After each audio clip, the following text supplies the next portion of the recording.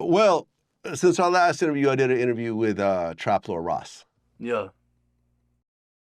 And I remember, I think it was like our last interview where you were like, yeah, that King Von serial killer documentary was like almost the whole thing was accurate, Yeah.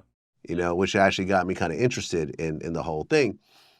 And, we did a whole interview and he kind of broke down why King Von was a serial killer. And he kind of was like, here's all the people that he, you know, almost definitely killed. Here's the people that he was probably blamed for, that he probably had nothing to do with.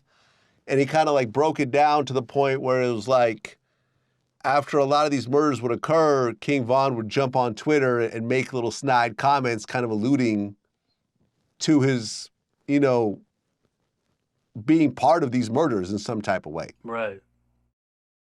Based on what you know and what you've seen, do you think King Von was a serial killer? I mean, yeah. It's like he was smacking shit and everybody knows it. It's not a fucking secret. He wanted everybody to know it. He enjoyed what he was doing.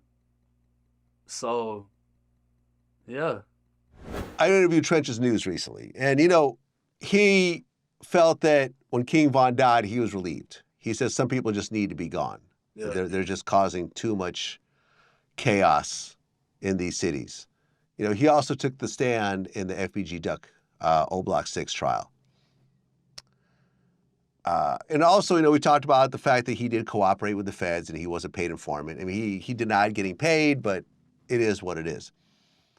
A lot of people, of course, are going to call him a snitch and so forth. But, a lot of conversations I had offline with, older people were like, this guy is one of the few voices of reason out there.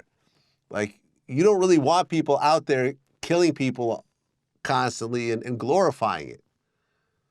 I mean, how do you feel about someone like a Trench's News? I mean, he's a fucking snitch. It's like like you wasn't even in the shit. You just decided to fucking put yourself in it. And then now you got to stand on it because you can't go the gangster route. You know what I'm saying? That's why I never understood why he wore like the shiesty.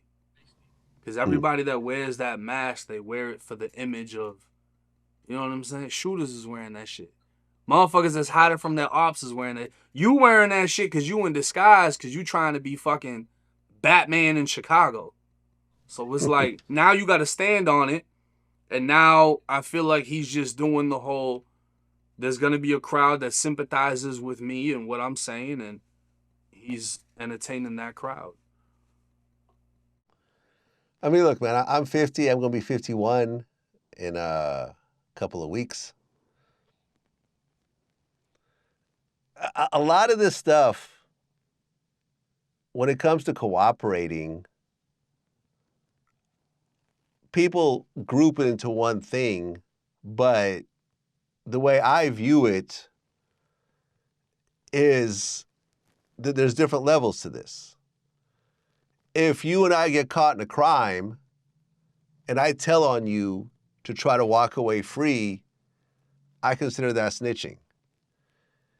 If I seen you kill 3, teenagers and I go to the police and report it, I don't consider that snitching. I consider that, me doing a civic duty to try to make this community a safer place. Right. That's my point of view. But then again, I'm not a criminal. I've never done any real prison time. I'm not in the streets like that. I'm just viewing it as from my point of view. There's that famous 60 Minutes episode where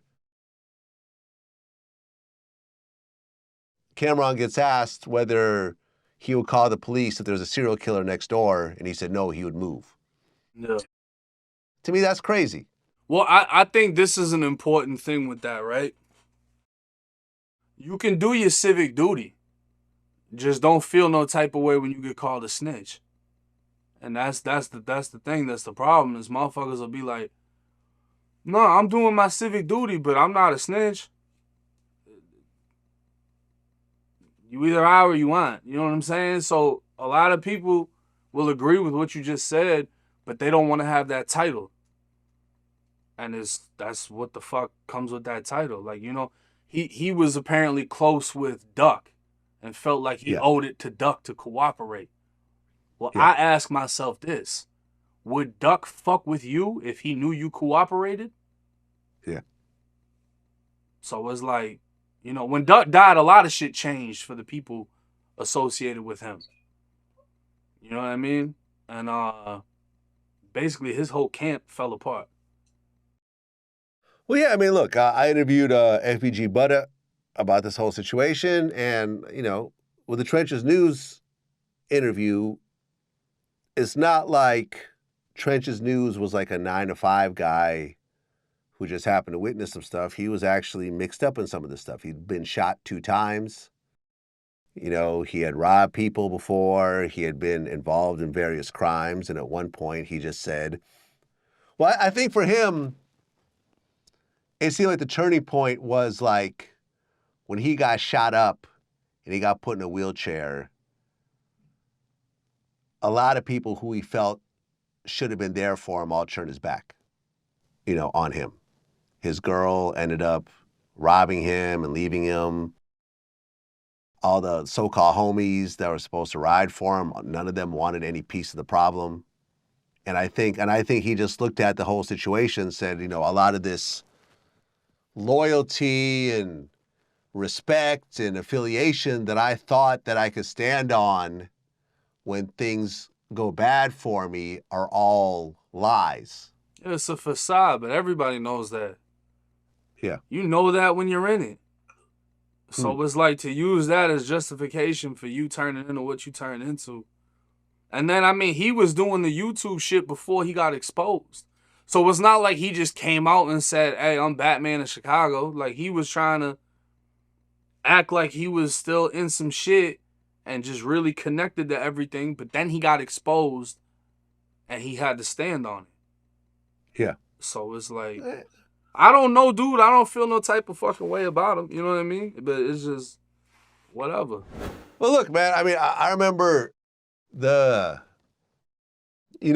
interview with Freeway Ricky Ross is what kind of brought clarity on this subject with me when, Freeway was one of the biggest drug dealers in America, and his own plug turned on him and gave him a life sentence.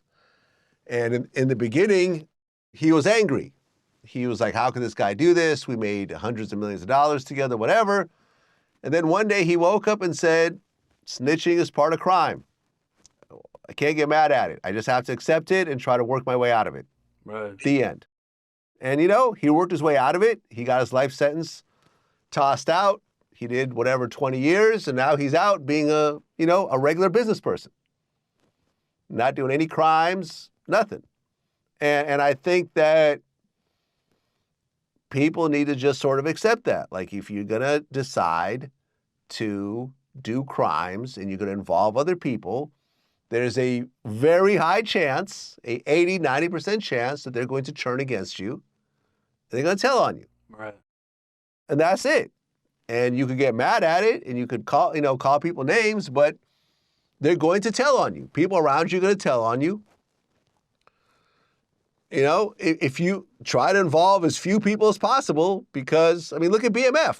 All types of people in BMF told on each other and brought down that whole organization. Big Meech is still locked up. Southwest T, who I finally, me and him talked for the first time like a few months ago. The only reason he got out was because he was in poor health during COVID. He used to be locked up along with Meech right now. Yeah. He got lucky. They got like 25-year plea deals. I mean, that's a hellacious fucking number. Yeah, it's crazy. But it just is what it is.